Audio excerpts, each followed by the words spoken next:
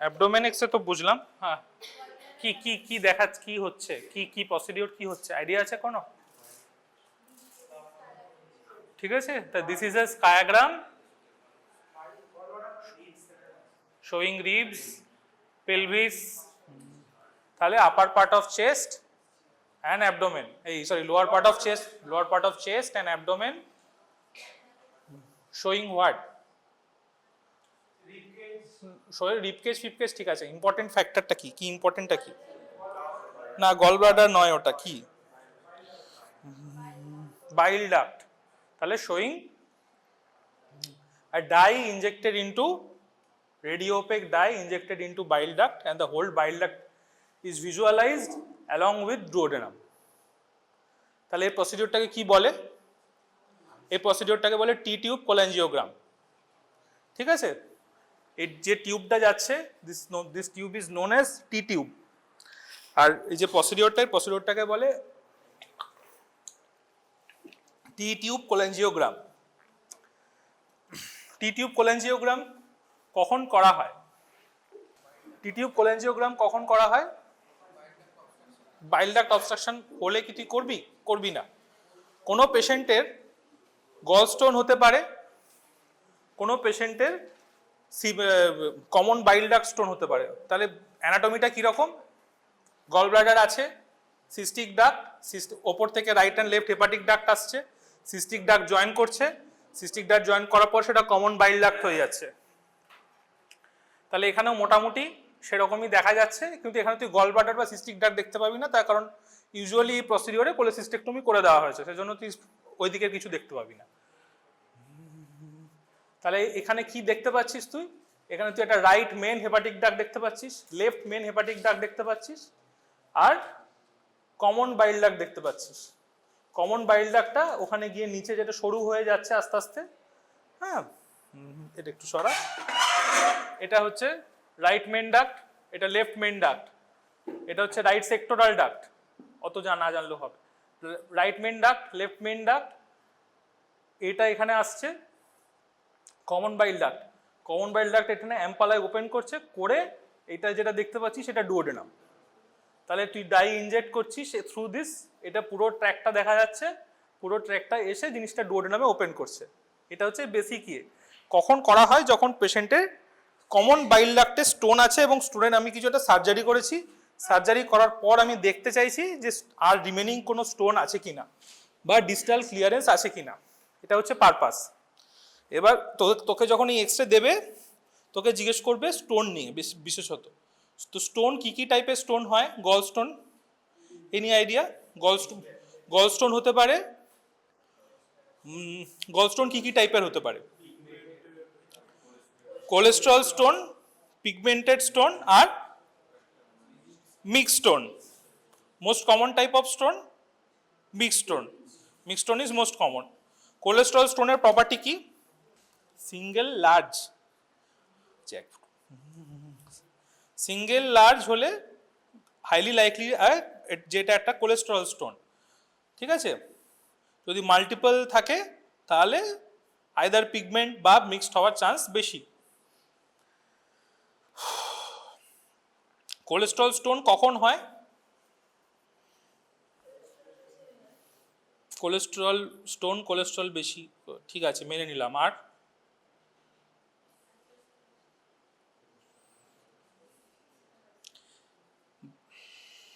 গল ব্লাডারের function কি? বাইল storage আর ইয়ে করা, হ্যাঁ স্টোরেজ করা, রিলিজ করা আর কনসেন্ট্রেশন বাড়ানো, এটাই তো মেন কাজ। তাহলে দেব এরকম বায়োকেমিস্ট্রিতে পড়েছিলিস যে বাইল অ্যাসিড, লেসিথিন এগুলোর একটা রেশিও থাকে, ঠিক আছে? এই রেশিও যদি গড়বড় হয়ে যায় তাহলে আমাদের স্টোন প্রেসিপিটেট করার চান্স বেশি হয়। তাহলে এই যে স্টোন প্রেসিপিটেট হয় due to bile acid or lecithin, এই যে এই রেশিও ডিস্টারবেন্সের জন্য, এটাকেই বলে এটাই মেন হচ্ছে কোলেস্ট্রল স্টোন। তাহলে বাইল অ্যাসিড বাড়বে কখন? যখন বেশি কোলেস্ট্রল ইনটেক হবে, এটা ঠিক আছে। আর আর কি কি তে হতে পারে, কিছু ড্রাগসে হতে পারে, যেমন কোলেস্টাইরামিন বা এই সমস্ত কিছু ড্রাগস। টিপিএন দিলে হতে পারে, টিপিএন মানে total parenteral nutrition. Burns post pregnancy বা প্রেগনেন্সি পেশেন্টদের হতে পারে, ঠিক আছে। তাহলে কোলেস্ট্রল স্টোনের এগুলোই main cause, TPN, burns, pregnancy. এবং যদি গলব্লাডারের মধ্যে ইনফেকশন হয়, হ্যাঁ, infection acts as a source. এগুলো সবই bile acid related. Lecithin related সেরকম কিছু নেই স্পেসিফিক, কিছু জিনের মেটাবলিজম মানে কিছু জেনেটিক ডিসঅর্ডার আছে, হ্যাঁ, CYP7A1, সিস্টিক ফাইব্রোসিস, এই ধরনের কিছু ডিজিজে, CYP7A1 মিউটেশন, এই সমস্ত কিছু ডিজিজে কোলেস্ট্রল স্টোন হতে পারে।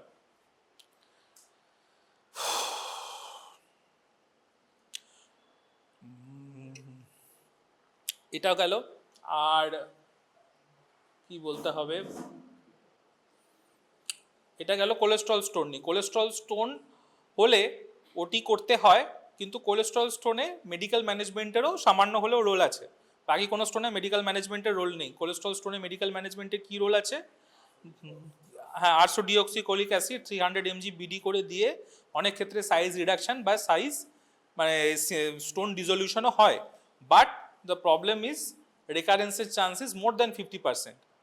তুই ড্রাগ বন্ধ করে দিস, দের ইজ হাই মানে হাফ চান্স যে 50-50 চান্স যে পেশেন্ট ওটা রেকার করবে কি করবে না।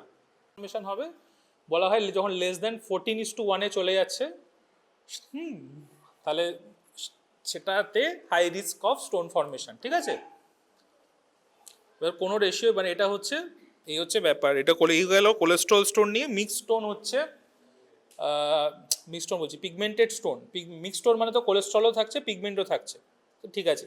পিগমেন্টেড স্টোনে কী কী ধরনের পিগমেন্ট হতে পারে? ব্ল্যাক পিগমেন্ট হতে পারে, ব্রাউন পিগমেন্ট হতে পারে। ব্ল্যাক পিগমেন্ট কখন হয়? ব্ল্যাক পিগমেন্ট হচ্ছে যখন হিমোলাইটিক ডিসঅর্ডার আছে পেশেন্টের, ঠিক আছে। তাহলে যে কোনো haemolytic disorder, thalassaemia, hereditary spherocytosis, এই সমস্ত ডিজিজে মানে যে স্টোন ফর্মেশন হবে সেটা black pigment stone. Brown pigment stone কখন হয়? যখন কোল্যাঞ্জিও হেপাটাইটিস বা ক্রোনোরকিস সাইনেন্সিস ইনফেকশন হয়। তাহলে এই ইনফেকশনগুলো মোস্টলি কমন বাইল ডাক্টে হয়। তাহলে কোনো পেশেন্টের যদি কমন বাইল ডাক্ট স্টোন থাকে, হাইলি লাইকলি সেটা ব্রাউন স্টোন, ঠিক আছে। গল ব্লাডারের স্টোনগুলো ইউজুয়ালি ব্ল্যাক পিগমেন্টই হয় বা মিক্সড হয়। ব্রাউন স্টোন ফর্মেশন, হ্যাঁ, ইউজুয়ালি কোল্যাঞ্জিও হেপাটাইটিস থেকে হয়। কোল্যাঞ্জিও হেপাটাইটিস কজড বাই ক্লোনোরকিস সাইনেন্সিস বা হ্যাঁ বা রিকারেন্ট পায়োজেনিক কোল্যাঞ্জাইটিস, এই ডিজিজগুলো থেকে প্রেসিপিটেট করতে পারে, ঠিক আছে। তাহলে এই গেল পিগমেন্টের গল্প। Brown pigment, black pigment, mixed, cholesterol. Stone নিয়ে কোশ্চেন, বেসিক কোশ্চেন। আচ্ছা, এইবার তুই বল এই পেশেন্টের মেনলি, তাহলে আমাদের ডিসকাশন হচ্ছে এই পেশেন্টের কোলেডোকোলিথিয়াসিস মানে সিবিডি স্টোন নিয়ে মেন ডিসকাশন আমাদের। তাহলে কোলেডোকোলিথিয়াসিস কিভাবে প্রেজেন্ট করতে পারে? একটা পেশেন্টের কোলেডোকোলিথিয়াসিস আছে, তার মানে তার সিবিডিতে স্টোন আছে। কোশ্চেন হচ্ছে সিবিডিতে স্টোন কোথা থেকে আসবে? সিবিডিতে স্টোন আসতে পারে গলব্লাডার থেকে, সিবিডিতে স্টোন ইটসেলফ ফর্ম করতে পারে, ঠিক আছে। যদি গলব্লাডার থেকে স্টোন আসে সেটা পসিবল, অবভিয়াসলি পসিবল। যদি প্রাইমারি সিবিডি স্টোন হয়, সেটা যেটা বললাম যে ইউজুয়ালি ব্রাউন পিগমেন্ট স্টোন হয়, সেটাও হতে পারে। কিন্তু তার জন্য পুরো প্রিডিটারমিনেটিং কোল্যাঞ্জাইটিস বা কোল্যাঞ্জিও হেপাটাইটিসের এপিসোড থাকতে হবে। নাহলে ইউজুয়ালি কোল্যাঞ্জাইটিস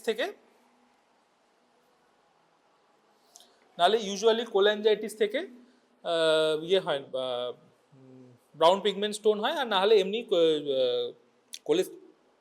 কি বলে গলব্লাডার স্টোন, এমনি normal pigment stone can pass through আমাদের কমন বাইল ডাক্ট। এবং সবথেকে সমস্যা কোথায় হয় যে this can abstract the common bile duct and also this can, যদি কমন বাইল ডাক্টে অবস্ট্রাকশন না করে একদম নিচে অ্যাম্পালার মুখে গিয়ে একদম যদি ডিস্টাল অবস্ট্রাকশন হয় বা ডিস্টাল ইম্প্যাকশন হয়ে যায়, তাহলে কমন বাইল ডাক্ট অবস্ট্রাকশন হবে, প্যানক্রিয়াটিক ডাক্ট অবস্ট্রাকশন হবে। সেক্ষেত্রে there is a high chance of biliary pancreatitis. তাহলে পেশেন্ট কী নিয়ে প্রেজেন্ট করতে পারে? পেশেন্ট জন্ডিস নিয়ে প্রেজেন্ট করতে পারে, কারণ কমন বাইল ডাক্ট অবস্ট্রাকশন হচ্ছে। তাহলে পেশেন্টের আপস্ট্রিম বিলিয়ারি ডাইলেটেশন হয়ে অবস্ট্রাকটিভ জন্ডিস হবে, ঠিক আছে। কলিকি পেন, ফিভার, কোল্যাঞ্জাইটিস। কোল্যাঞ্জাইটিসে পেশেন্ট কী নিয়ে প্রেজেন্ট করে? কোল্যাঞ্জাইটিস কী করে বুঝবে? চারকট স্ট্রায়াড কি? চারকট স্ট্রায়াড কি? আরে তা 3টে ফিচার আছে বল। Intermittent pain, intermittent fever, intermittent jaundice, ঠিক আছে। তা ইন্টারমিডিয়েন্ট কেন? স্টোনটা আসছে পাস অফ হয়ে যাচ্ছে, ওই জন্য ইন্টারমিডিয়েন্টলি ওর ফিভার হচ্ছে, ইন্টারমিডিয়েন্টলি ওর পেন হচ্ছে, ইন্টারমিডিয়েন্টলি ওর জন্ডিস হচ্ছে। এটাকে চারকট স্ট্যাট বলে। চারকট স্ট্যাটের সাথে আর দুটো যোগ করলে ওটাকে রেনল্ডস পেন্টাট। রেনল্ডস পেন্টাটে কি কি যোগ হয়? লো বিপি আর অল্টার্ড মেন্টাল স্ট্যাটাস,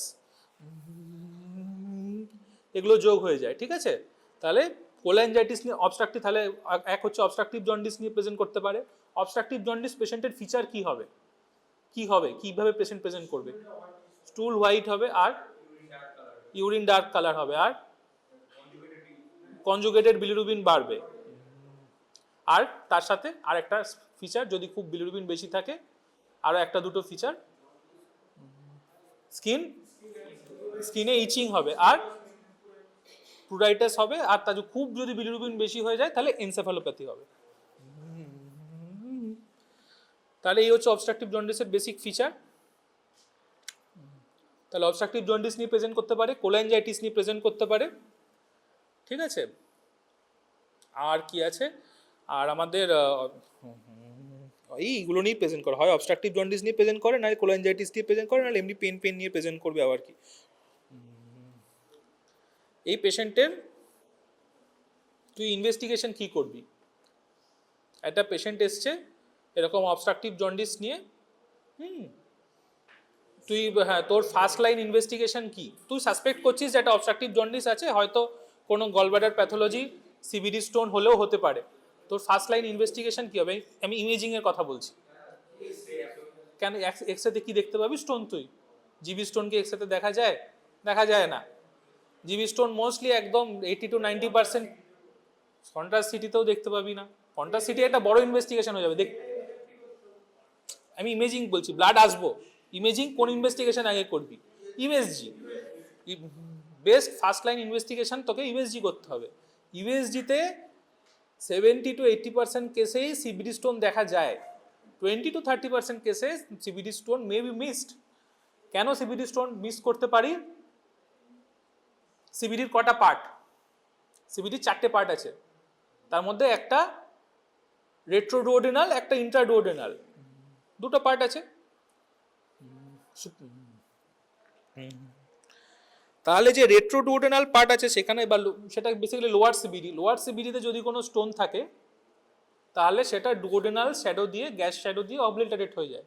তাহলে অনেক সময় যদি লোয়ার সিবিডি কোনো স্টোন থাকে, অনেক সময় সেটা ইউএসজিতে ধরা পড়ে না। বাট ইউজুয়ালি মিড বা আপার সিবিডিতে যদি কোনো স্টোন ইম্প্যাক্টেড হয়ে থাকে, দ্যাট ক্যান বি সিন। তাহলে বেস্ট ফার্স্ট লাইন ইনভেস্টিগেশন হচ্ছে ইউএসজি। ইউএসজিতে ধর তুই দেখতে পেলি না, হতেই পারে ইউএসজিতে মিস গেছে, বা ইউএসজিতে দেখতে পাসনি, বা পেয়েছিস কিন্তু কোনো ডিফিকাল্ট অ্যানাটমি আছে, তো তখন তোর সেকেন্ড লাইন ইনভেস্টিগেশন কি? আর কি ইনভেস্টিগেশন? সেকেন্ড লাইন নয়, মানে বেস্ট চয়েস একদম। সিটি করে আমরা স্টোন দেখি না, গলব্লাডারের স্টোন আমরা সিটি করে দেখি না।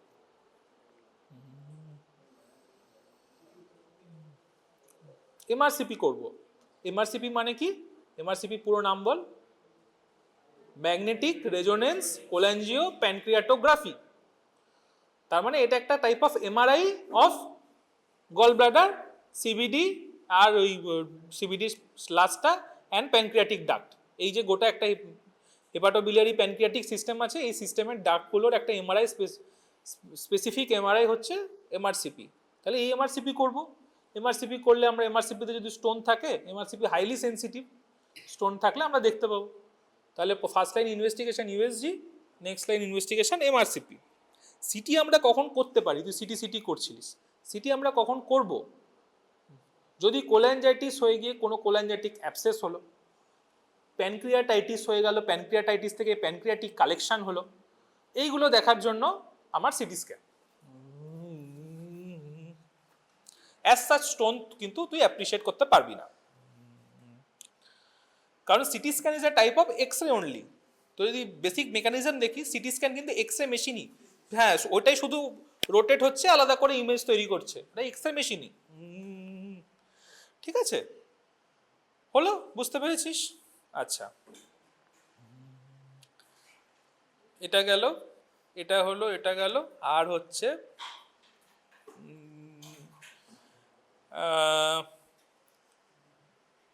এটা বললাম এবার ইমেজিং হলো, এবার ব্লাড ইনভেস্টিগেশনে আয়। ব্লাড ইনভেস্টিগেশনে আমাদের মোস্ট ইম্পর্টেন্ট এলএফটি করার আগেও তার আরও কিছু কর, সেটা সিবিসি কর। সিবিসিতে কি ইম্পর্টেন্ট? কাউন্ট, টোটাল কাউন্টটা ইম্পর্টেন্ট। পেশেন্টের ফিভার আসছে, তাহলে পেশেন্টের টোটাল লিউকোসাইট কাউন্ট বেশি থাকতে পারে। হ্যাঁ, তাহলে লিউকোসাইট কাউন্ট যদি বেশি থাকে তাহলে পেশেন্টকে আমাদের ইনজেক্টেবল অ্যান্টিবায়োটিক দিতে হতে পারে। পেশেন্টের কোলাঞ্জাইটিস থাকলে ইনজেক্টেবল অ্যান্টিবায়োটিক দিতে হতে পারে।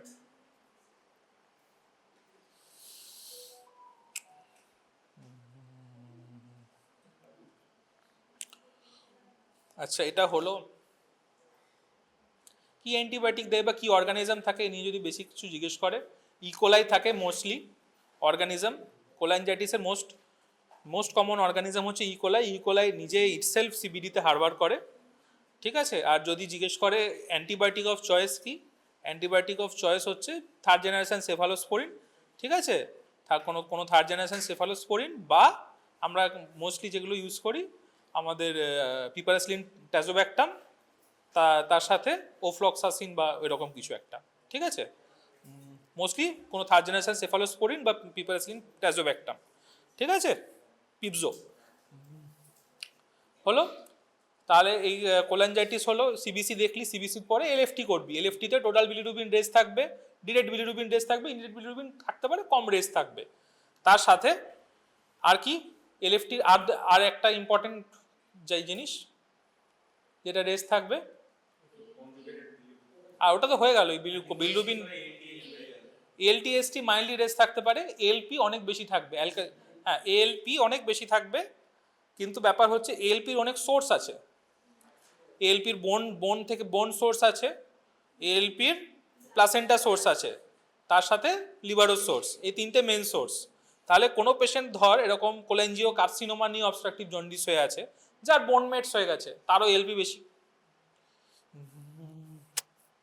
কারণ বোন মেটস হলে, বোনে লাইসিস হলে এলপি বাড়বে, ঠিক আছে।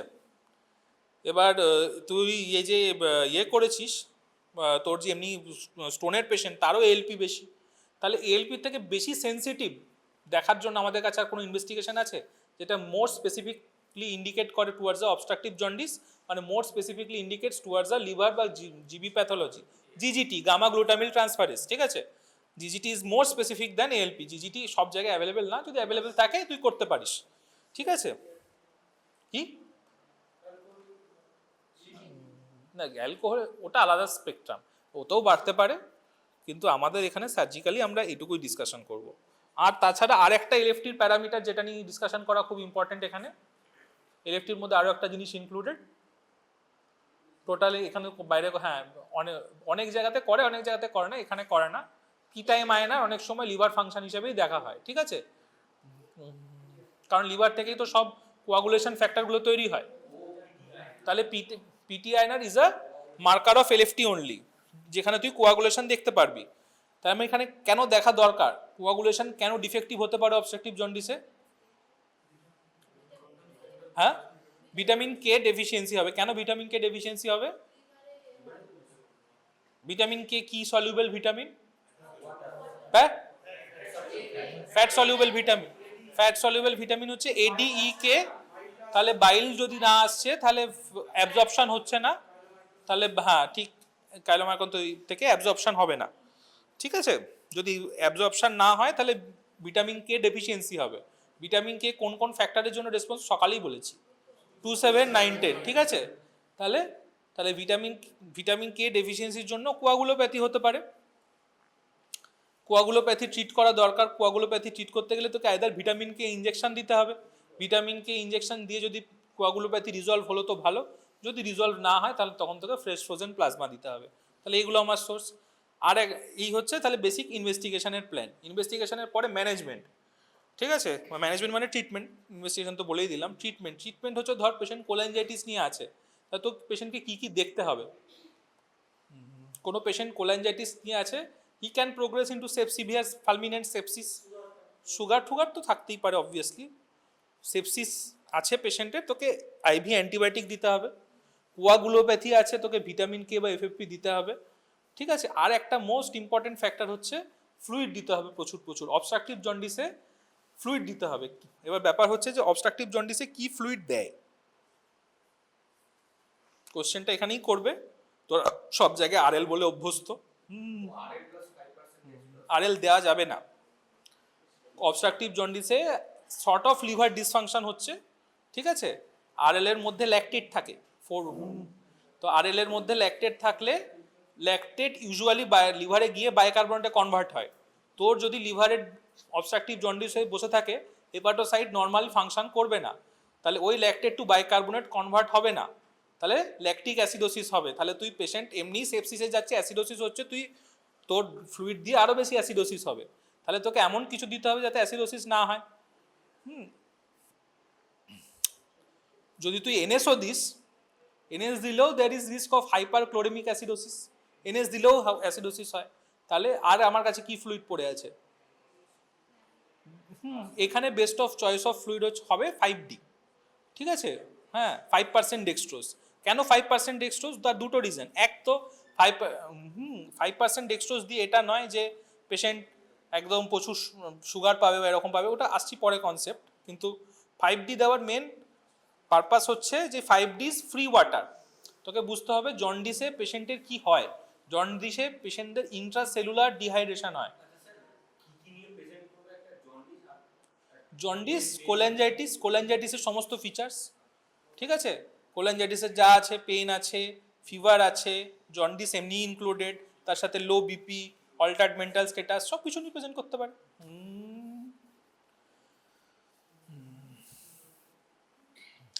আচ্ছা, ওটা বলে নিয়ে আগে, তারপরে ওটা বলছি। আচ্ছা, এটা হলো কি বলছিলাম যে তোদেরকে ডেক্সট্রোজ দিতে হবে। কেন?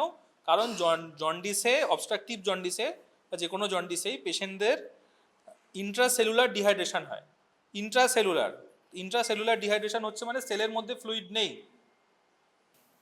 তাহলে তুই যদি D5 দিস, D5 ইজ হাইপোঅসমোলার, এনএস বা আরএল এগুলো আইসোঅসমোলার, বাট D5 হাইপোঅসমোলার দিলে হাইপোঅসমোলার ফ্লুইড কি করবে? সেলের মধ্যে ফ্লুইড, হ্যাঁ সেলের মধ্যে ফ্লুইড টানবে, তাহলে ইন্টারসেলুলার ডিহাইড্রেশন রিজলভ হবে। ওইটাই আমাদের মেন টার্গেট। ওর জন্য আমরা চেষ্টা করব দিতে।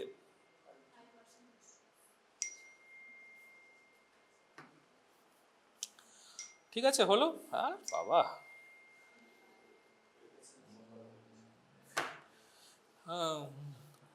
হলো। তারপরে হচ্ছে ফ্লুইড গেল, অ্যান্টিবায়োটিক গেল, ভিটামিন কে গেল, এগুলো basic management.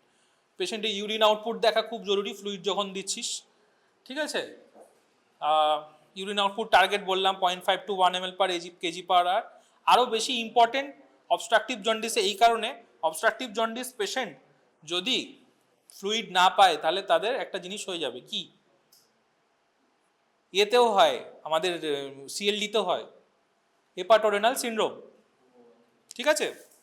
Hepatorenal syndrome type 1 যদি দেখিস, ও কিন্তু আলটিমেটলি প্যাথোফিজিওলজিটা ডিহাইড্রেশন মধ্যে দিয়ে গিয়েই পড়ে, তাহলে এখানেও হেপাটোরেনাল সিনড্রোম হবে। হলো, এগুলো ডিসকাশন বেসিক জিনিস। আচ্ছা, তারপরে হচ্ছে এটা গেল ম্যানেজমেন্ট হলো। এটা তুই বেসিক ফ্লুইড দিয়ে বেসিক ম্যানেজমেন্ট করলি, সব কিছু করলি, দেন তোর আসবে স্টোনের ম্যানেজমেন্ট। তো তুই কনফার্মড আছিস যে পেশেন্টের সিবিডি স্টোন আছে, ঠিক আছে, পেশেন্টের গলব্লাডারেও স্টোন আছে, পেশেন্টের সিবিডিতেও স্টোন আছে, পেশেন্টকে তুই কনজারভেটিভলি ম্যানেজ করেছিস, সমস্ত ইনভেস্টিগেশন করেছিস, এবং পেশেন্ট এখন relatively stable to be taken for OT. তোর কি ওটির জন্য তুই কি ওটি করবি? হ্যাঁ, ল্যাপারোস্কোপিক তো করলি, ঠিক আছে। সিবিডি স্টোনের জন্য ধর একটা পেশেন্ট গল স্টোন আর স্টোন নিয়ে আছে, গল স্টোন প্লাস সিবিডি স্টোন নিয়ে আছে, তাহলে প্রথমে কোনটা ম্যানেজ করতে হবে? গল স্টোনটা ম্যানেজ করতে হবে না সিবিডি স্টোনটা ম্যানেজ করতে হবে? আগে সিবিডি স্টোনটা ম্যানেজ করতে হবে। তাহলে সিবিডি স্টোন ম্যানেজ করার জন্য এখনকার দিনে non invasive procedure, non invasive না, ইনভেসিভ মানে কাটতে হবে না, ল্যাপারোস্কোপি না, কি বলে জিনিসটাকে, ইআরসিপি মানে এন্ডোস্কোপিক রেট্রোগ্রেড কোল্যাঞ্জিও প্যানক্রিয়াটোগ্রাফি। তাহলে এটা এক ধরনের এন্ডোস্কোপি, যেরকম করে এন্ডোস্কোপি মেশিন দিয়ে করে। এন্ডোস্কোপিটা যায় ডুওডেনাল প্যাপিলা অবধি যায়, হ্যাঁ, মেজর প্যাপিলাতে যায়, মেজর প্যাপিলাকে ডাইলেট করে আইডেন্টিফাই করে ফ্লুরোস্কোপি গাইডেন্সের আন্ডারে ওরা স্টোনটাকে দেখে কোথায় আছে, দেখে ওরা স্টোন রিমুভ করে। তাহলে সিবিডি স্টোন তুই মোস্টলি ইআরসিপি দিয়েই আজকাল সব জায়গাতেই ম্যাক্সিমাম জায়গাতে ট্রিটমেন্ট অফ চয়েস হচ্ছে ইআরসিপি। ইআরসিপি করে যদি স্টোন বের না করা যায়, স্টোন যদি ইম্প্যাক্টেড থাকে, লার্জ সাইজ হয়, অনেক সময় ওরা স্টোন বের করতে পারে না, ইআরসিপি করে বের করতে পারে না, তখনই সার্জারির গল্প। এবার তাহলে কিছু সিচুয়েশন আসবে, ইআরসিপি করে যদি ওরা রিমুভ করে দেয়, তাহলে ল্যাপ্রোস্কোপিক কোলেসিস্টেক্টমি আমাদের কতক্ষণের মধ্যে করতে হয়, একদম আর্লি নাহলে একদম লেট। তাহলে মোস্টলি এখনকার দিনে রেকমেন্ডেড হচ্ছে যদি কোনো পেশেন্টের সিবিডি স্টোন প্লাস ইয়েতে স্টোন থাকে, গলব্লাডারে স্টোন থাকে, তাহলে আগে সিবিডি স্টোনের জন্য ইআরসিপি করলি, ইআরসিপি করে within 24 to 48 hours, preferably within 24 hours তোকে ল্যাপ্রোস্কোপিক কোলেসিস্টেক্টমি করতে হবে। যদি না করলি, আমি ধরলাম করা গেল না, কারণ ERCP has its own set of complications, কারণ কোনো পেশেন্টের কোল্যাঞ্জাইটিস হলো, নিউমোবিলিয়া হলো, সেপসিস হলো, এরকম কিছু হলো যে কারণে ওটি করা গেল না, দেন আফটার 6 weeks তাহলে আইদার তুই খুব তাড়াতাড়ি করবি বা একদম ডিলেট করবি। হলো? আচ্ছা, আর যদি স্টোন রিমুভ না করা গেল, স্টোন হতে পারে যে ওরা স্টোন রিমুভ করতে পারেনি, মোস্টলি যদি ওরা স্টোন রিমুভ না করতে পারে, ওরা স্টেন্ট পরিয়ে দেয় একটা। স্টেন্ট পরিয়ে দিলে কি হয়, স্টেন্ট পরিয়ে দিলে বাইল ফ্লোটা বেড়ে যায়, ওর জন্ডিসটা রিলিফ হয়ে যায়। তাহলে সেক্ষেত্রেও তুই কোলেসিস্টেক্টমি করতে পারিস। কোলেসিস মানে একই সেটিংয়ে তোর কাছে যদি সব অ্যাভেলেবেল থাকে, সেম সেটিংয়ে পোস্ট স্টেন্টিং তুই সেম সেটিংয়ে উইদিন 24 to 48 আওয়ার্স নিয়ে নিতে পারিস। Laparoscopic cholecystectomy plus laparoscopic CBD exploration যদি সেটিং থাকে, এক্সপার্টিস থাকে, একদম এখনকার দিনে ট্রিটমেন্ট অফ মানে যদি স্টোন রিমুভ না করা যায় ইআরসিপি দিয়ে, ট্রিটমেন্ট অফ চয়েস এটাই, laparoscopic cholecystectomy followed by laparoscopic CBD exploration. ঠিক আছে, করে তুই স্টেনটা রিমুভ করবি, স্টোনগুলো রিমুভ করবি, করে তোর যদি মনে হয় এবার এগুলো ডিসকাশনে আসছি পরে। তাহলে এবার এইটা গেল বেসিক দুটো সিচুয়েশন। অনেক সময় কি হয়, স্টোন ইন্ট্রাঅপারেটিভলি ডিটেক্ট হয়, তুই কোলেসিস্টেক্টমি করছিস, করে তুই হঠাৎ করে তো সিবিডিটা মনে হচ্ছে ডায়ালেটেড আছে, বা সিবিডির যে অ্যাপিয়ারেন্সটা সেটা বিডেড লাগছে, এরকম কিছু একটা মনে হচ্ছে তোর, তুই সাসপেক্ট করছিস যে সিবিডিতে স্টোন আছে। তাহলে ইন্ট্রাঅপারেটিভ যদি তুই সিবিডি স্টোন খুঁজে পাস, তাহলে তুই কি করতে পারিস? মানে একটা তো তুই ওটির আগে ডিটেক্ট করেছিস, ওটির আগে ডিটেক্ট করলে তুই ইআরসিপি করে দিবি, মোস্টলি ইআরসিপি দিয়ে রিমুভ হয়ে যাবে। ইআরসিপি দিয়ে যদি রিমুভ না হয়, তুই একই সেটিংয়ে কোলেসিস্টেক্টমি প্লাস সিবিডি এক্সপ্লোরেশন ল্যাপ্রোস্কোপিক্যালি করে দিবি। যদি ইন্ট্রাঅপারেটিভলি ডিটেক্ট হয় যে স্টোন আছে, প্রথমত এইটা তোকে বুঝতে হবে যে ইন্ট্রাঅপারেটিভলি বোঝার কিছু আছে, যে ইন্ট্রাঅপারেটিভলি তুই কী করে বুঝবি। পেশেন্টের রিসেন্ট অ্যালকালাইন ফসফেটেজ বেশি থাকতে পারে, লেটেস্ট যে এলএফটি রিপোর্টটা এসছে হয়তো তাদের বিলিরুবিন অতটা রেজ না, এলপিটা হয়তো রেজড আছে। পেশেন্টের ওটির দিনে হঠাৎ করে পেন অ্যাবডোমেন শুরু হয়েছে, এটা একটা ইন্ডিকেটার, এটাই মোস্ট কমন ইন্ডিকেটার। ঠিক আছে, যে পেশেন্টের ওটির দিনে হঠাৎ করে পেন অ্যাবডোমেন হয়েছে এবং তার সাথে একটা ডিরেঞ্জড এলএফটি আছে, তোকে সাসপিশন করতে পারে যে এই পেশেন্টের একটা গলস্টোন থাকলেও থাকতে পারে। কিন্তু তুই যখন ল্যাপ্রোস্কোপিক কোলেসিস্টেক্টমি করছিস, তখন সিবিডিটা একটা তোর এক্সপ্লোর করে নেওয়া বা সিবিডিটা দেখে নেওয়া তোর জন্য উচিত। তোর যদি মনে হয় যে ইন্ট্রাঅপারেটিভলি তোর যদি সাসপিশন হয় যে আমার এর পেশেন্টের সিবিডি স্টোন থাকতে পারে, তাহলে তুই কি করতে পারিস? না ওপেন কেন, সব ল্যাব ওপেন না হয়, ঠিক আছে, কিন্তু এখনকার দিনে সব মোস্টলি ল্যাব। ঠিক আছে, এক তো তুই সিবিডি, ফার্স্ট কোশ্চেন হচ্ছে ওটি করার সময় তুই সিবিডি আইডেন্টিফাই করবি কি করে আইডেন্টিফাই করবি সিবিডি? তোকে সিবিডি কোথায় রান করে বল? কমন বাইল ডাক্ট কোথায় রান করে? কমন বাইল ডাক্ট রানস, আজকে এটা পড়াতেই চলে যেটা গেল পয়েন্ট অফ ডিসকাশন, সেটা হচ্ছে যে যদি কি বলছিলাম হ্যাঁ, বাইল ডাক্ট কি করে আইডেন্টিফাই করবি? বাইল ডাক্ট আইডেন্টিফাই করতে গেলে ফার্স্ট হচ্ছে লোকেশন চেনা, কোথায় থাকে, free margin of lesser sec.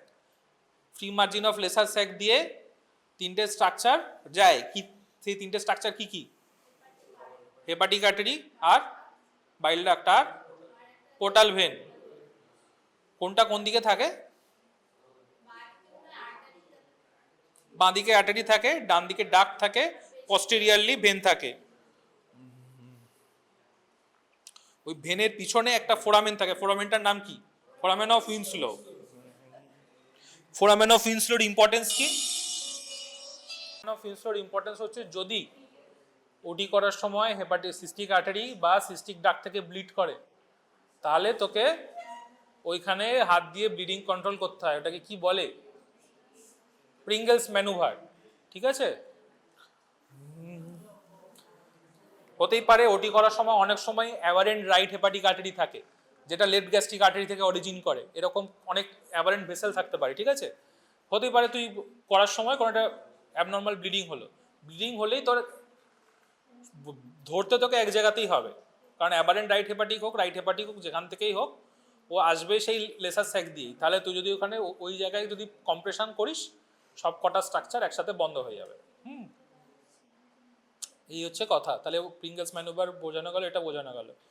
যেটা এবার মেন কোশ্চেন হচ্ছে, এক তো হলো লোকেশনটা বুঝলি, free margin of lesser sac ডান দিকে রান করছে, এটা ফার্স্ট অ্যানাটমিক্যাল।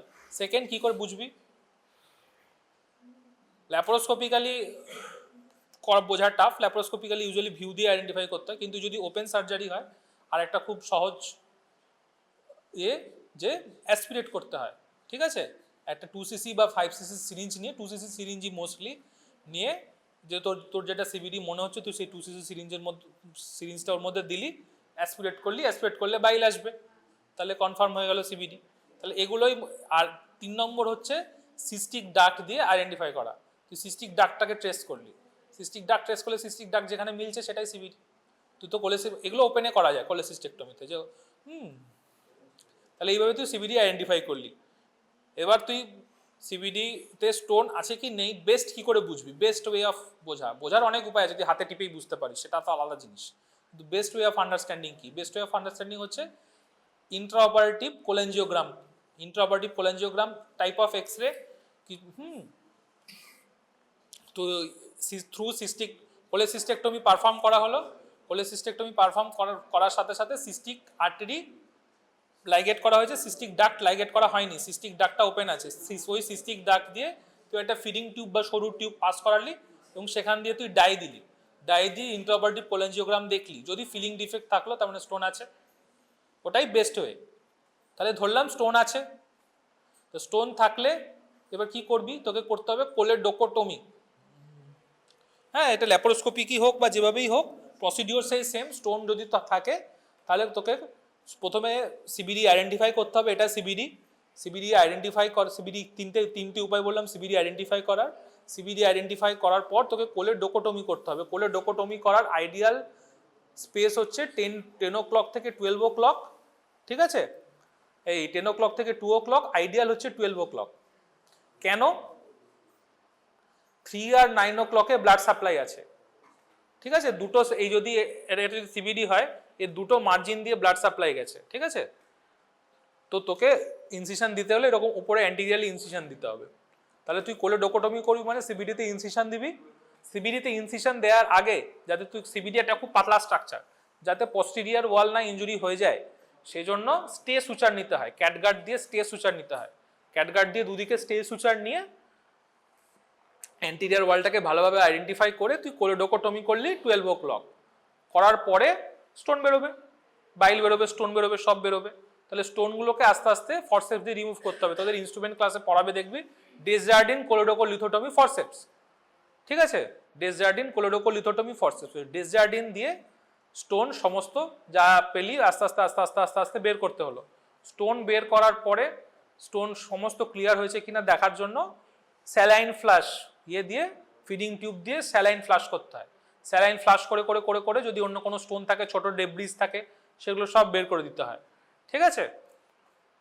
এবং লাস্টে হচ্ছে ডায়ালেটার। সিবিডির জন্য ওই একই ইউরেথ্রাল ডায়ালেটার, ওই হেগার্স ডায়ালেটার থাকে।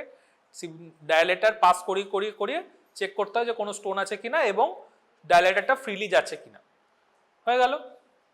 তাহলে CBD is clear of Stones. তাহলে তুই কোলেডোকোটমি করলি, স্টোন বেরোলো, স্টোন বেরোনোর পরে তুই ডেসজার্ডিন দিয়ে এনশিওর করলি যেন সমস্ত স্টোন রিমুভ হয়ে গেছে, তারপর ভালো করে স্যালাইন ফ্লাশ করলি, প্রয়োজনে ভালো করে ডায়ালেটার পাস করলি, তারপরে তোকে কনফার্ম হতে হবে যে আর কোনো স্টোন নেই। কি করে কনফার্ম হবে আর কোনো স্টোন নেই? আবারও কোলেনজিওগ্রাম। কোলেনজিওগ্রাম ইজ দ্য বেস্ট ওয়ে, কিন্তু সব সময় আমাদের এখানে কোলেনজিওগ্রাম থাকে না, মোস্ট গভর্নমেন্ট হসপিটালেই থাকে না। তাহলে যদি তুই কোলেনজিওগ্রাম না করতে পারিস তাহলে তুই হাতের ফাইন্ডিং এর উপর তো সবসময় you can not be full rely না, তাহলে তো তখন তুই সিবিডি ক্লোজ করিস না, ঠিক আছে? মানে সিবিডি ক্লোজ করিস, বাট সেখানে একটা টি টিউব পরানো হয়। হ্যাঁ, টি টিউব পরানোর পারপাসটা কি? টি টিউব পরানোর দুটো পারপাস। এক হচ্ছে হ্যাঁ সিবিডি যে যা বাইলটা আসছে সেটা ওখান দিয়ে যদি টি টিউব ইনস্ট্রুমেন্টে থাকবে, ইনস্ট্রুমেন্টে স্যার পরিয়ে দেবে, বা আমি যদি পড়াই টি টিউব দেখবি এরকম একটা লম্বা এসছে, তারপর এরকম একটা এদিকে একটা টি শেপের একটা টিউব, ঠিক আছে? এরকম একটা লম্বা এসছে, এখানে ছোট টি, ওইটাকে সাইজ হিসাবে কেটে ডিরুফিং করতে হয়। ডিরুফিং করা মানে হচ্ছে ধর এই যে মাউসটা আছে, এই মাউসের উপরেরটা আমি খুলে দিলাম, তাহলে শুধু মাউসের তলার পার্টটা পড়ে আছে, মানে ওকে ও যে একটা গোল টিউব, এরকম ধর একটা গোল টিউব ছিল, এইরকম চেঁচে দিলাম, ও এখন একটা এরকম আধা টিউব হয়ে পড়ে আছে। টি এর শুধু টি পার্টটুকু, ওপরের পার্টটুকু, টিউব যেরকম আছে সেরকমই আছে। তাহলে হলো, তাহলে এটা হচ্ছে টি টিউব পড়ানো হলো। যদি তুই কনফার্ম যে কোনো স্টোন নেই, তোর কাছে ইন্টারভার্টিভ কোলেনজিওগ্রাম থাকে, তুই ওই সিবিডি যে কোলেডোকোটমি করেছিস সেটা তুই ফাইন প্রোলিন বা পিডিএস সুচার দিয়ে ক্লোজ করে দিতে পারিস। কিন্তু মোস্টলি যেটা হয় যে আমরা কনফার্ম করতে পারি না, there might be some retained stones, এই সাসপিশনে আমরা টি টিউব দিয়ে দিই, ঠিক আছে? টি টিউব দিয়ে টি টিউবের ওপরে সিবিডি যে রেন্ট সেটা ক্লোজ করে দিই, টি টিউবটা পড়ানো থাকে, টি টিউবের ওপরে সিবিডি রেন্ট ক্লোজ করে দিই। এই টি টিউব দিয়ে বাইল আসছে, ঠিক আছে? রোজ আমাদের ডেলি বাইল প্রোডাকশন প্রায় 1 লিটার থেকে 1.2 লিটার টু 1.3 লিটার এরকম বাইল প্রোডাকশন হয়। ওই জন্য ইউজুয়ালি শুরুতে ইয়ে দিয়ে ভালোই আউটপুট আসবে, ঠিক আছে? যখন পেশেন্ট এনপিএম থাকবে বা ভালো করে খাবে না, জাস্ট পোস্ট অফ পিরিয়ডে অনেক বাইল আসবে। যখন পেশেন্ট আস্তে আস্তে খাওয়া দাওয়া শুরু করবে বা মোবিলাইজেশন শুরু করবে, হ্যাঁ, বাইল ফ্লো টুয়ার্ডস ডুওডেনাম নিচের দিকে বেড়ে যাবে, এদিক দিয়ে বাইল কম আসবে, ঠিক আছে? তাহলে এদিক দিয়ে আস্তে আস্তে বাইল ফ্লো কমবে, যত পেশেন্ট আস্তে আস্তে ডায়েট অ্যালাউড হবে বা আস্তে আস্তে এরকম যাবে। যখন ডায়েট অ্যালাউ হয়ে গিয়ে 5-7 দিন বা 10 দিন হয়ে যাবে, তখন তুই এই সিবিডিটাকে ক্ল্যাম্প করে দিতে পারিস। মানে এটা একটা কি, মানে কন্টিনিউয়াস ড্রেনেজ একটা ব্যাগ লাগানো থাকে, যেখানে রোজ বাইল আসছে ফেলে দিচ্ছিস, ঠিক আছে? এরকম একটা ড্রেনেজ ব্যাগ লাগানো থাকে। এবার ওই ড্রেনেজ ব্যাগে আমরা মানে ড্রেনেজ ব্যাগটা থাকলেও 7 দিন থেকে 10 দিন ড্রেনেজ হয়, তারপরে আমরা ক্ল্যাম্প করে দিই। ক্ল্যাম্প করে পেশেন্টকে জিজ্ঞেস করি যে আপনার পেশেন্টের কোনো সিমটম হচ্ছে কিনা। যদি ক্ল্যাম্প করে দিস, পেশেন্টের যদি স্টোন থাকে কি হবে? বাইল আবার অবস্ট্রাকশন হবে, অবস্ট্রাকশন হওয়ার জন্য পেশেন্টের পেন হবে, ফিভার আসবে, আবার ওই সেম ফিচার্স রিপিট হবে। পেশেন্টের ওই ধরনের ফিচার্স হচ্ছে কিনা আমরা দেখি, 1 দিন 2 দিন দেখি, পেশেন্টকে জিজ্ঞেস করি কোনো সমস্যা হচ্ছে কিনা, কিছু অসুবিধা হচ্ছে কিনা। যদি কিছু না বলে, then we proceed for a T tube cholangiogram. এখন এবার টি টিউব কোলেনজিওগ্রাম অনেক জায়গাতে 10 to 14 ডেজ করে, ম্যাক্সিমাম সার্জনরাই প্রেফার করে 21 to 28 ডেজে করা। বইয়ে দেখবি লেখা আছে 10 to 14 ডেজের মধ্যে করা, কিন্তু সার্জনটা কেউ করে না। তার মেন কারণ হচ্ছে টি টিউবটা তো দেওয়া আছে, ওটা তো একটা রেন্ট, মানে ফুটো দিয়ে তো ঢুকে আছে, তুই ওর ওপরে ক্লোজ করেছিস, ওই জায়গায় তো একটা, যেখান দিয়ে টি টিউবটা সিবিডির মধ্যে ঢুকেছে ওই জায়গাটা ফুটো তো আছে, তো ওই ফুটো দিয়ে যদি একটা ট্র্যাক্ট ম্যাচুরেশন না হয়, একটা ওটা তো স্কিনের থেকে এরকম বাইরে বেরিয়ে আছে, তাই না? ওখান থেকে একটা ট্র্যাক্ট ম্যাচুরেশন হতে বলে 2 to 3 উইকস টাইম লাগে। যদি ট্র্যাক্ট ম্যাচুরেশন না হয়, তাহলে দেন ওখান দিয়ে বাইল লিক হওয়ার চান্স অনেক বেশি, ঠিক আছে? তাহলে যদি তুই আর্লি রিমুভ করে দিস বা আর্লি যদি রিমুভ হয়ে যায়, তাহলে ওই ফুটো দিয়ে বাইল বেরোবে, এবং যেহেতু ট্র্যাক্ট পুরো ম্যাচিওর হয়নি, বাইলটা অ্যাবডোমেনে পড়ে পেশেন্টের বিলিয়ারি পেরিটোনাইটিস হবে। তাহলে ওই জন্য সার্জনরা প্রেফার করে একটু লেট করা। মোস্ট সার্জেন্স দেখবি 3 to 4 উইকস, এখানে সান্নালসার 6 সপ্তাহ পর্যন্ত রেখে দেয়, তারপরে খোলে। কোনো অসুবিধা নেই, পেশেন্টের এখানে একটা টিউব লাগানো আছে, ক্ল্যাম্প করা আছে, ও ওটা মনিটর করতে মানে আছে, আবার কি 2-3 সপ্তাহ 4 সপ্তাহ পর একটা টি টিউব কোলেনজিওগ্রাম করলো করে দেখলি এটা যেমন ক্লিয়ার, কিছু নেই, এখানে কোনো ফিলিং ডিফেক্ট দেখা যাচ্ছে না, তাহলে ক্লিয়ার আছে, টি টিউব ক্যান বি রিমুভড। যদি ক্লিয়ার না থাকতো, যদি ধর স্টোন আছে, তাহলে তোকে কি, তাহলে স্টোন থাকলে এখনকার দিনে যদি সিবিডি স্টোন থাকে, ওয়ান অ্যান্ড অনলি ম্যানেজমেন্ট হচ্ছে ইআরসিপি করা, ঠিক আছে? মানে ওয়ান অ্যান্ড অনলি না, ফার্স্ট লাইন ম্যানেজমেন্ট হচ্ছে ইআরসিপি করা। তাহলে যদি রিটেন স্টোন থাকে তাহলে তার ফার্স্ট লাইন ম্যানেজমেন্ট হচ্ছে ইআরসিপি করা। আগেকার দিনে ছিল বারহীন টেকনিক ফেকনিক এসব ছিল, এখনকার দিনে এগুলো সব আস্তে আস্তে অবসলিট হয়ে যাচ্ছে। কিন্তু যদি অনেক সময় এরকম হতে পারে যে একদম নিচে ইম্প্যাক্টেড স্টোন থেকে গেছে, ঠিক আছে, একদম, হ্যাঁ, একদম নিচে ইম্প্যাক্টেড স্টোন থেকে গেছে, বা স্টোন একদমই বের করা যাচ্ছে না, ভীষণ রকমভাবে ইম্প্যাক্টেড, মানে মোস্টলি লোয়ার সিবিডিতে ইম্প্যাক্টেড স্টোন, তখন তোর কাছে কি উপায় আছে? ওই স্টোন তো তুই বের করতে পারবি না, তাহলে কি করে, মানে ওই স্টোন ইআরসিপি করেও বেরোবে না, ওই স্টোন তুই এমনি সিবিডি এক্সপ্লোরেশন করেও বের করতে পারবি না, কিন্তু ওই স্টোনটার জন্য তখন তোকে স্ফিংটারোটমি করতে হবে, ওপেন, হ্যাঁ, ডুওডেনোটমি করে, মানে ডুওডেনাম ওপেন করে ওপেন স্ফিংটারোটমি করতে হবে, ঠিক আছে? স্ফিংটার আছে, স্ফিংটারটাকে স্ফিংটার কাটতে হবে, স্ফিংটার কেটে স্টোনটাকে বার করতে হবে, এটা একটা প্রসিডিওর। অথবা তুই কি করতে পারিস, কোলোডোকো ডুওডেনোস্টমি করতে পারিস। কোলোডোকো ডুওডেনোস্টমি মানে কি, ডুওডেনের ফার্স্ট পার্টের সঙ্গে সিবিডি সেকেন্ড পার্টের অ্যানাস্টোমোসিস, ঠিক আছে? তাহলে তোর স্টোনটা নিচে আটকে আছে, ঠিক আছে, স্টোন নিচে তুই ওপরেরটার সঙ্গে ডুওডেনামটা লাগিয়ে দিলি, ওই দিক থেকে ইজি ফ্লো হয়ে বেরিয়ে যাবে। This is easy way out. এটাকে কোলোডোকো ডুওডেনোস্টমি করার জন্য কিছু প্রি রিকুইজিটস থাকতে হয়। এক, সিবিডি ডায়ামিটার লাগে, হ্যাঁ, সিবিডি ডায়ামিটার যদি 15 mm এর বেশি হয়, স্টোন যদি মোর দ্যান 1.5 সেন্টিমিটারের বেশি হয়, হ্যাঁ, অথবা যদি রেকারেন্ট স্টোন হয়, অথবা পেশেন্ট যদি ওল্ড এজেড হয়। আচ্ছা, এটা গেল সোপ্রা। তাহলে তখন তুই কোলোডোকো ডুওডেনোস্টমি করার কিছু ইন্ডিকেশন হচ্ছে ডাইলেটেড সিবিডি। আজকে এই টপিকটা শেষ করেই শেষ, আর নতুন কিছু পড়াবো না। ডাইলেটেড সিবিডি ইম্প্যাক্টেড স্টোন কি ছেড়ে তো দেবো, এটুকু বলে দিতে ছেড়ে দেবো। ডাইলেটেড সিবিডি, ইম্প্যাক্টেড স্টোন, আর হচ্ছে রেকারেন্ট স্টোন, এগুলোই মেন ইন্ডিকেশন, আর ওল্ড এজ, চারটে। কোলোডোকো অথবা তুই স্ফিংটারোটমি করতে হবে। স্ফিংটারোটমি করার ওই একই সেফেস্ট হচ্ছে 10 to 12 o'clock, আর এই 10 to 2 o'clock, আর মোস্ট কমন প্লেস হচ্ছে 12 o'clock, ঠিক আছে? হয়ে গেল স্টোমা। কার স্টোমা করবি তুই? আচ্ছা, হলো, এটা গেল, এটা গেল, এটা গেল। আর যদি পোস্ট অপারেটিভলি ডিটেক্ট হয়, এটা ইন্ট্রা অপারেটিভলি ডিটেক্ট হলো। লাস্ট হচ্ছে যদি পোস্ট অপারেটিভলি ডিটেক্ট হয়। পোস্ট অপার মানে তুই কোলেসিস্টেক্টমি করে দিয়েছিস, তারপরে পেশেন্ট কিছুদিন পরে জন্ডিস নিয়ে এলো, দেখা গেল ইউএসজি করে যে গলব্লাডার স্টোন আছে, পেশেন্ট তো তোকে ধরে মারবে।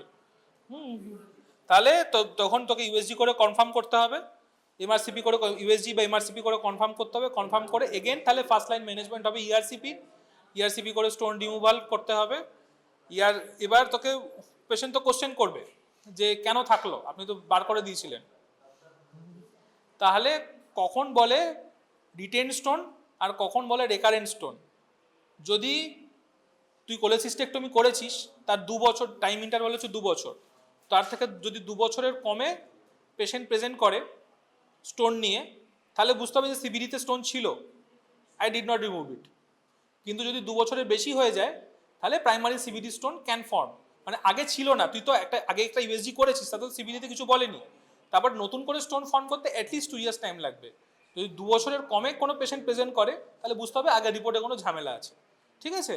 তাহলে যদি 2 বছরের কম হয়, তাহলে সেটাকে বলে রিটেন স্টোন। 2 বছরের বেশি যদি হয়, তাহলে বলে রেকারেন্ট স্টোন। ম্যানেজমেন্ট ইআরসিপি করে যদি আবার না হয়, তাহলে দেন ওপেন সিবিডি এক্সপ্লোরেশন। তাহলে এই হচ্ছে মোটামুটি গল্প। আর সিবিডি এক্সপ্লোরেশন করার পরে টিটিউব কোলেঞ্জিওগ্রাম করতে হয়। টিটিউব কোলেঞ্জিওগ্রাম করার পরে যদি কোনো ফিলিং ডিফেক্ট না এলো, ইউ ক্যান রিমুভ ইট। যদি ফিলিং ডিফেক্ট এলো, তাহলে এগেন ইআরসিপি। যদি ইআরসিপি করেও মানে আগেকার দিনে কিছু টেকনিক ছিল, সেগুলোকে বলে বারহীন টেকনিক। বারহীন টেকনিক মানে কি, যে 4 থেকে যদি এরকম ফিলিং ডিফেক্ট এলো, তাহলে পেশেন্টকে বলতো ঠিক আছে ফিলিং ডিফেক্ট আছে, আমরা আরও কিছুদিন ওয়েট করব, 2 to 3 weeks ওয়েট করতো পুরো ট্র্যাক ম্যাচিওর হওয়ার জন্য। ওই ট্র্যাক দিয়ে কোলোডোকোস্কোপ বা ইউরেটেরোস্কোপ যেগুলো পাওয়া যায়, সেগুলো ইন্ট্রোডিউস করা হতো। ইন্ট্রোডিউস করে স্টোন ভেঙে ডরমিয়া বাস্কেট দিয়ে বের করে নিয়ে আসা হতো। মানে এগুলো প্রিভিয়াসলি ডান প্রসিডিওরস, ঠিক আছে? এগুলো এখন করা হয় না।